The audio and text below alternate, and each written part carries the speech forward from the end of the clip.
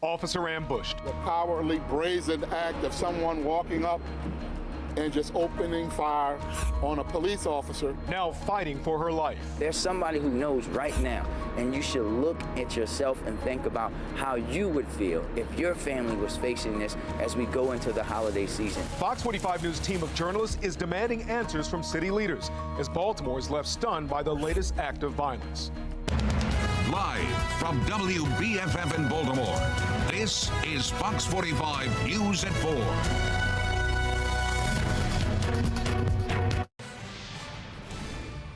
We're certainly doing our best to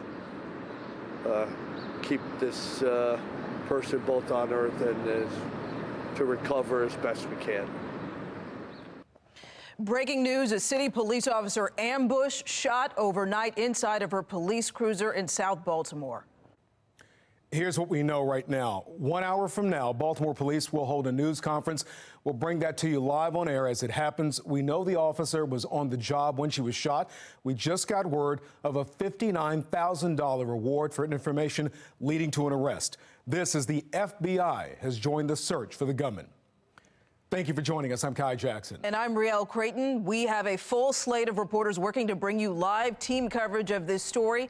We begin with Alexa Ashwell live at police headquarters with what we know right now. Alexa. Yes, Kai, Rielle, just minutes ago, Baltimore police posting on their Twitter account a $59,000 reward now stands for information in this case. Our last update was about 12 hours ago outside Shock Trauma. That's where this officer was rushed. We're told that she was taken into surgery and on life support. We expect this next update to happen in less than an hour here at Baltimore Police Headquarters. This is what we know. About 1:30 in the morning in the Southern District where this officer was patrolling and working at the time. Inside her patrol car, Baltimore Police Commissioner Michael Harrison says that she was ambushed. Somebody walked up to alongside the cruiser and opened fire. The commissioner then believes that the officer possibly accelerated but then crashed, and that crash is what originally called police to that area. We're told at about 2:15 this officer was then rushed into surgery at Shock Trauma. We got that update from hospital officials there. We did see some family in the area. The commissioner said that he has spoken with the family, and of course they are angry and they have many unanswered questions. Here's what the commissioner and the mayor had to say earlier. We will find who did this and hold one or as many people responsible for this as possible. There's somebody who knows right now, and you should look at yourself and think about how you would feel if your family was facing this as we go into the holiday season, and have some decency and say what's needed to be said so that we can get this coward off the streets of Baltimore. So right now, police releasing very little about the officer. Of course, the big questions that remain: who did this and why, and the latest search for this suspect. We hope to have more information, again, coming up on that live news conference that will start here at 5. For now, reporting live from police headquarters, Alexa Ashwell, Fox 45 News. Just devastating. Thank you, Alexa. So the question is, has the city reached a tipping point? Fox 45's Maxine Stryker continues our live team coverage, looking into whether it's time to shift the crime-fighting strategy. Maxine? Well, Kai and Rielle, with more than 300 murders for a 7th year in a row, and one shocking crime after another leaving city residents' sons, some believe we may now be at a tipping point. The city is on edge after a police officer was shot overnight. It's another crime that adds to the growing list of heinous acts committed throughout the city in just the past 2 months. I remember thinking to myself, I said, oh, geez, he could shoot me with this thing. In early November, a priest heading into church in Little Italy was robbed and pistol whipped in broad daylight. The next day, a suspect shot 3 barbers, killing 2 of them before he was killed. 3 days later, a crime that really shook the community to the core when 69-year-old Evelyn Player was found dead, murdered inside of the church where she was a longtime member in East Baltimore. It's hard to process with all the crime that's going on. It's sad. I never thought that it would touch my family, especially not my mother. 2 days after Player's death, 13-year-old Malia Turner was shot and killed outside of a Sandtown recreation center. Her killer still on the loose. I don't know what she was feeling.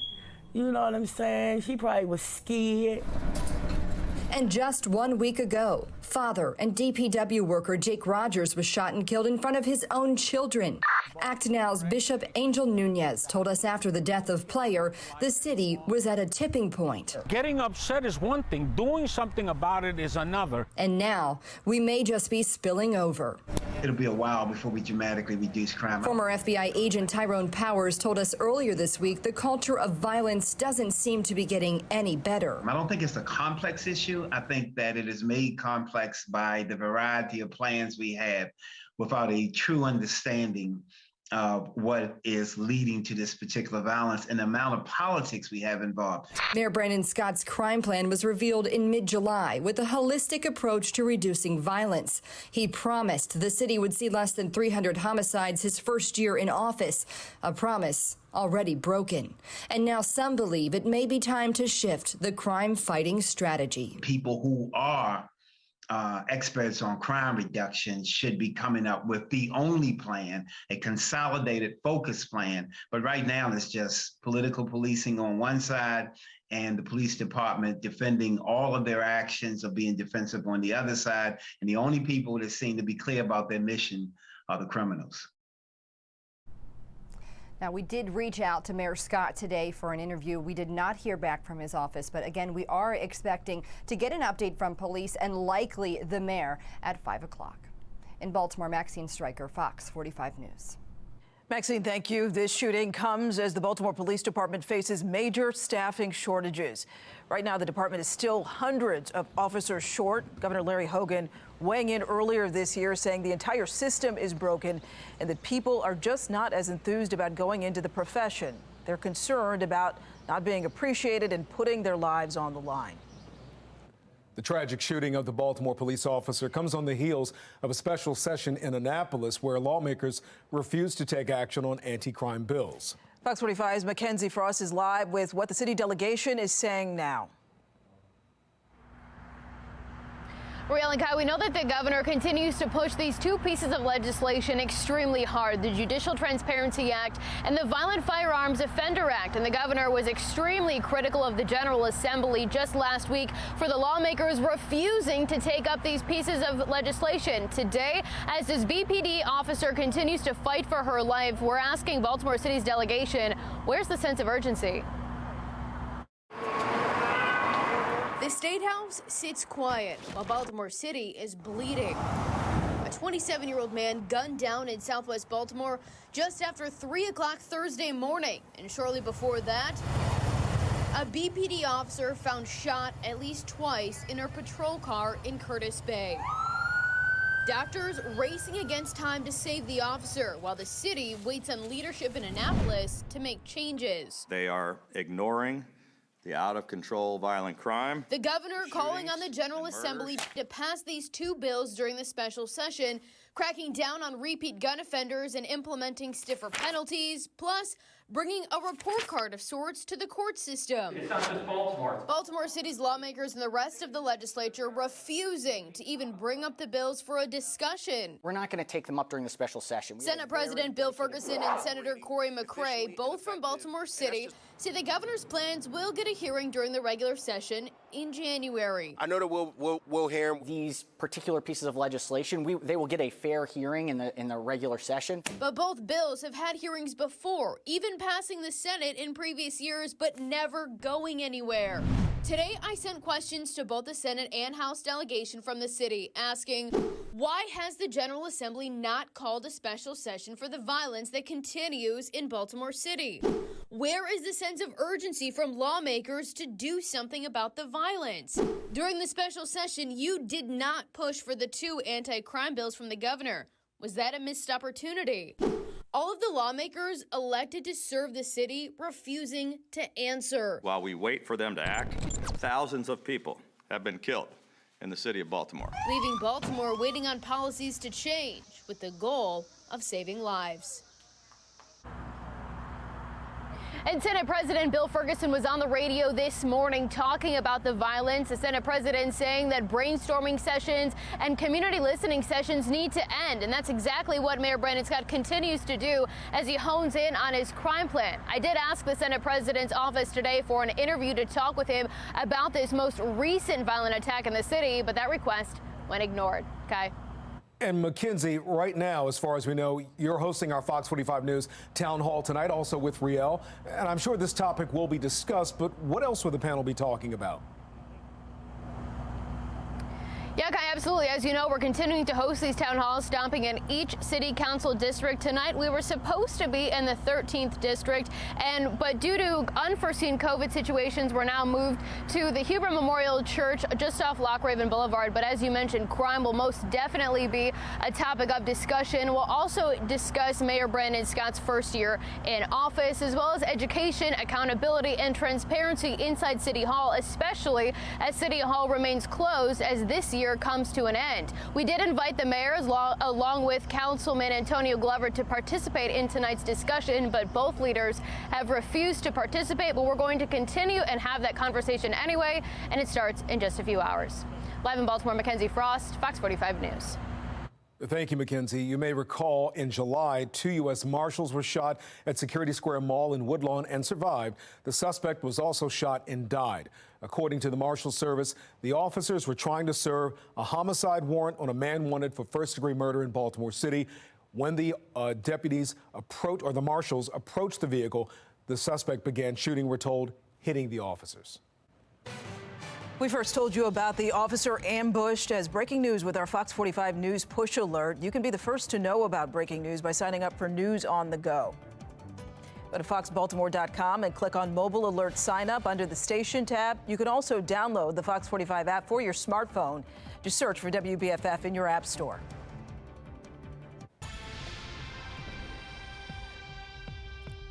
The officer wasn't the only person shot overnight in Baltimore City. Just after 3 this morning, a 27-year-old man was shot to death in southwest Baltimore.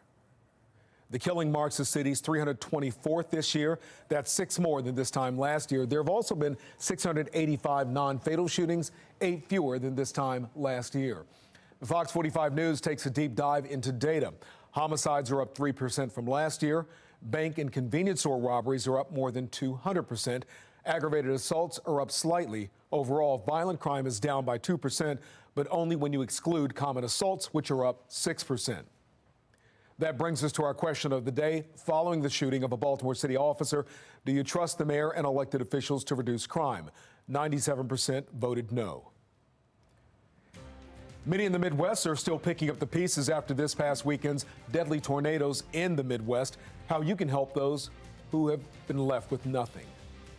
Plus, our team coverage of the city officers' ambush continues. We head out into the city to hear from you. And a beautiful afternoon. Take a look at these temperatures, 60s, even some 70s. I'm going to let you know how long it lasts and when we could see some colder rain around here on my Weather Authority forecast.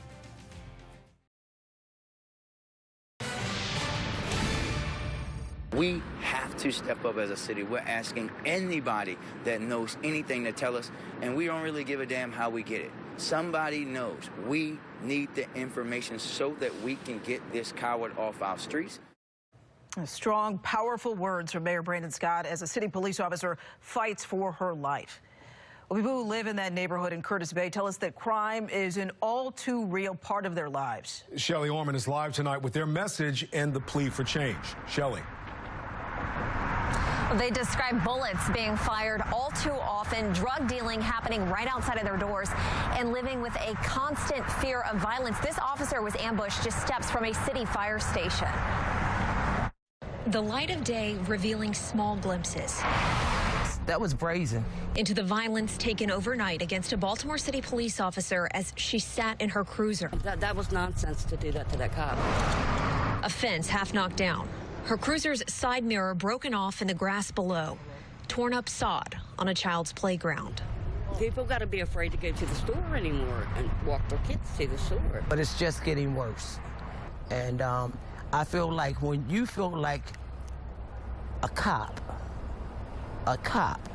who you know got a gun on them and a taser and a camera, and you still feel that brazen where you could do something like that, who am I? Who am I? If you could do that to a cop, and her job is only to serve and protect, and she was probably just doing her paperwork. This woman too scared to show her face or give her name. She's not alone. They're killing them too, just for anybody, just for no reason, just like they did the cop, because she was sitting there. And my grandson woke up and said, Mom, there's police outside. And here where I live at on Hazel Street, it was like at least 7, 8 police looking all around, doing their flashlights. Mary won't let her grandson play here. It's a lot of drug dealers go down there, you know.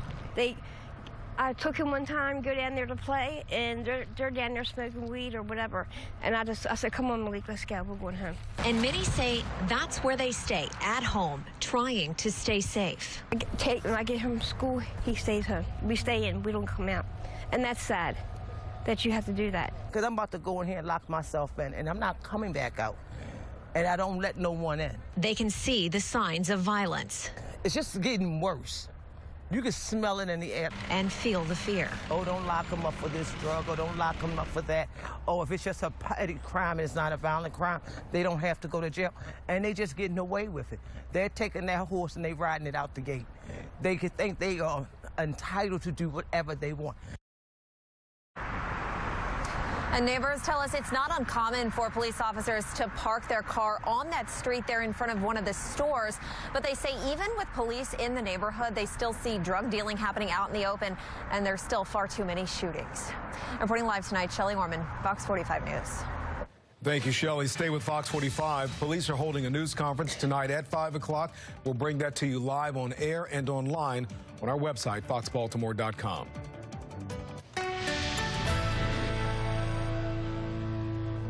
Well, warm winter day outside today. Pretty nice weather out there. Yeah, it was nice and mild day. It was such a nice, I guess, change. 60s. Honestly, I got to say, it's not that much of a change now because we've been mild. I am angered. We all should be angered. The 600,000 or so members of this city should be angered. We should all take this very personal. Powerful words from the city council president. Breaking news that we continue to follow. A city police officer ambushed overnight. A news conference is scheduled to happen in 30 minutes at 5 o'clock tonight. We will bring it to you live on air and on foxbaltimore.com. And here's the latest right now. Police are offering a $59,000 reward for information leading to an arrest. The FBI is assisting the Baltimore City Police Department in its investigation. Now, the shooting happened early this morning in South Baltimore. Investigators say the suspect walked up to the officer who was sitting in her police cruiser and shot her. She is now on full life support, we understand, and at last check was in surgery. Well, there are still so many questions that remain about that officer's ambush. Joining us live in studio right now to help us sort through what's going on behind the scenes is former federal and city prosecutor Thiru Vignarajah. Thiru, we want to thank you for joining us.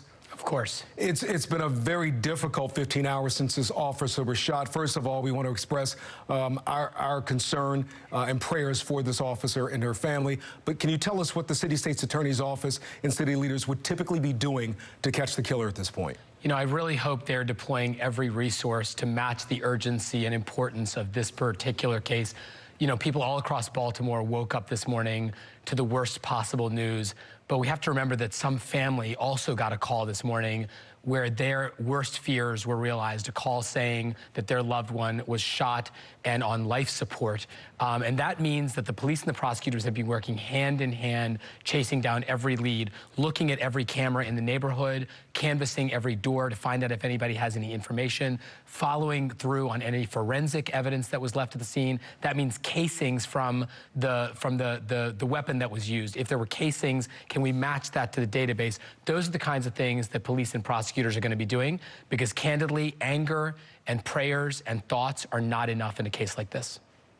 So some are drawing connections between this shooting and that of Detective Sean Suter. And while we don't want to raise any questions about how police are conducting their investigation, there are some wondering why that Curtis Bay neighborhood was not immediately shut down after. Look, it's a good question, and I don't know that from this vantage point at this early stage that we have enough information to compare the two crime scenes. A lot of work might have been done between 1:30 a.m. and 5:30 a.m.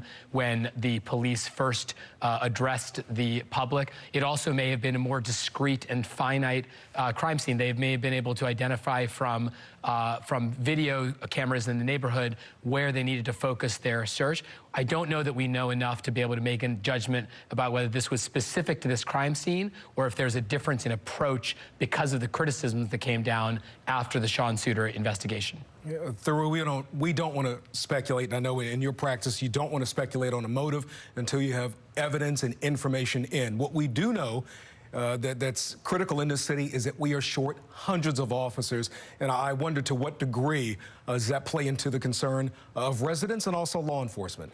Look, whatever strategy the police department and the state's attorney and city hall is trying is plainly not working. You just have to live in this city for 2 weeks to understand the level of chaos and lawlessness, this culture where there are no consequences for criminal conduct. Something has to change. And whether that is from the very, very top in terms of tone, we know that we are down hundreds of officers. Just this past year, according to the BPD's own data, we've had a net loss of 100 police officers. We were already down hundreds of officers. Morale is at an all-time low, and scenes like this, where we don't thank the police officers, not just on days like this when a tragedy unfolds, but every day, recognizing that they wake up, they kiss their children goodbye, and they go into the most dangerous city in America and try to protect all of us. That sacrifice, that risk has to be honored, not just on tragic days like this, but every day. And so there are so many feeling, just really tired, unable to deal with all of the violence that they see. But there are a lot of activists who point to more of a cultural problem in the city. What do you think can be done to change the culture? Look, we can certainly talk about the long-term changes to the culture. If you want to get murders from 300 to 0, then certainly we have to talk about those things. But those initial steps of getting murders from 300 to 200 to 100, that just requires police and prosecutors to do the work that they are charged with doing, do the work that they're paid to do, which is to arrest people that are committing crimes and prosecute them effectively. That basic blocking and tackling that is the work of municipal government, that hasn't been done, and frankly, everybody knows it. All right, Thuroo Vignarajah, thank you for joining us this afternoon, Thuroo, and hopefully we'll have an opportunity to talk with you some more. Yeah, thanks again for having me. Well, the officer ambush is leaving Baltimore absolutely stunned by this latest act of violence. Megan Gillen spoke with a city pastor with Act Now and has his message to Baltimore. In response to this tragic and brazen shooting, Chair of Act Now Baltimore Bishop Angel Nunez has this message for all of you watching at home. People need to get active. People need to pick up the phone, and they need to call, and they need to report. If you know who this person was, don't sit there, oh, that's my boy. I'm not going to turn him in. I'm not a rat. I'm not this and that. No. You need to pick up the phone, and you need to call, because next time it could be your kid, it could be your husband, it could be your wife. Pick up the freaking phone. We need to crack down on these violent, repeated offenders. I can assure you that when this person is arrested or persons is arrested, you're going to find out that they have a record.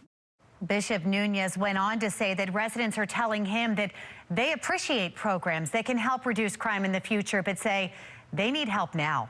I'm Megan Gillen, Fox 45 News. Well, reactions are pouring in on social media since the officer's ambush overnight. Amy Simpson joins us live in studio with more on what state leaders and other police departments are saying. Amy? Kai, we're really hearing from all corners of Maryland and even beyond Maryland with that reaction on social media. The governor just tweeting again a few minutes ago to say he actually spoke with Mayor Brandon Scott and Commissioner Michael Harrison this afternoon, but also surrounding police jurisdictions reacting today. Baltimore County Police saying it has the Baltimore Police Department in its prayers today. Meanwhile, Anne Arundel County Police says it's praying for the Baltimore Police Department. Also, Congressman Dutch Ruppersberger saying, I'm sick sickened and outraged by this morning's attack against a Baltimore police officer while she was in her car on duty protecting Maryland's 2nd District and Baltimore City. He's also praying for her. Also interesting to see, we also have, let me pull it up here, Maryland State Police has the Baltimore Police in our prayers following that shooting as well in Baltimore City. Let me pull this up again. And the FBI in the Baltimore field office here saying FBI Baltimore assisting police after an officer was ambushed in her car this morning. Our thoughts are with her, her family, and her colleagues. We will continue to track this, of course, on social media as we wait to hear from city leaders at a press conference in just a few minutes. Guys, back to you. Amy, thank you. Many Baltimore activists blaming city leadership. Some, the city state's attorney, Marilyn Mosby, who had announced earlier this year that her office will stop prosecuting what she calls lower-level crimes. Former mayoral candidate Pastor Shannon Wright is among those who is also critical of the mayor. And to Mayor Scott, if you are watching, if you see this piece, it is time for you to pull up your big boy pants, tie them up tight, and get to work. Grown folk understand leadership and how to make it do what it do. It is time for you to stop with the smoke and mirrors. It is time for you to stop with the talk that leads people to believe that we are a lawless society. This city has a rich history and culture, and it's time for you to stop disrespecting that and do what you were elected to do. That brings us to our question of the day. Following the shooting of a Baltimore City officer, do you trust the mayor and elected leaders to reduce crime? 97% voted no. Again, please join us tonight at 7 o'clock at our District 13 Your Voice, Your Future City in Crisis Town Hall. It will take place at Huber Memorial Church on Lochraven Boulevard.